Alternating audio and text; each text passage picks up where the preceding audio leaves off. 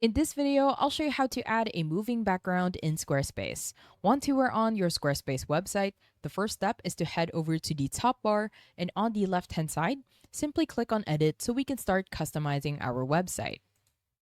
Now, once you are on your Squarespace website, the first step is to head over to the section where you want to add a moving background. Let's say I want to make this section into a moving background, and what you want to do in order to achieve that is to simply click on the section, and on the right corner, you will see an option to edit the section. Now, what you want to do is simply click on Edit Section, and from here, you want to head over to the Background tab, and on the background tab, you will have three options. One is an image, a video, as well as an art. Now, what you want to do is simply head over to the video tab. And from here, you can simply add a video in order for it to act as a moving background. Simply click on the plus sign to add a video. And at the bottom, you will have four options. You can choose to upload a file. You can select from the library, you can browse from the background videos, as well as upload a YouTube or Vimeo link.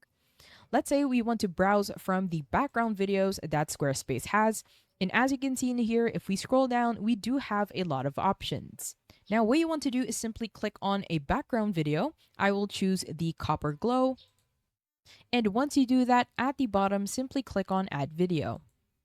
Now the video will automatically load and it will reflect within the section. And as you can see, we now have a moving background on this section. Now on the video tab, if we scroll down, you can actually set the background width to full bleed, or you can add an inset. This is what the inset will look like. Now at the bottom, you can even add a filter, you can add a blur, a brightness, a contrast, an invert, an opacity, a saturate, as well as sepia. And you can also change the playback speed. As you can see, if we click on the plus sign on the right hand side, you can increase as well as decrease if that is something that you want to do.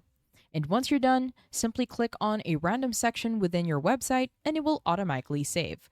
I hope you found this tutorial helpful. Please let me know if you have any other questions in the comment section below, and I will try my best to help you out.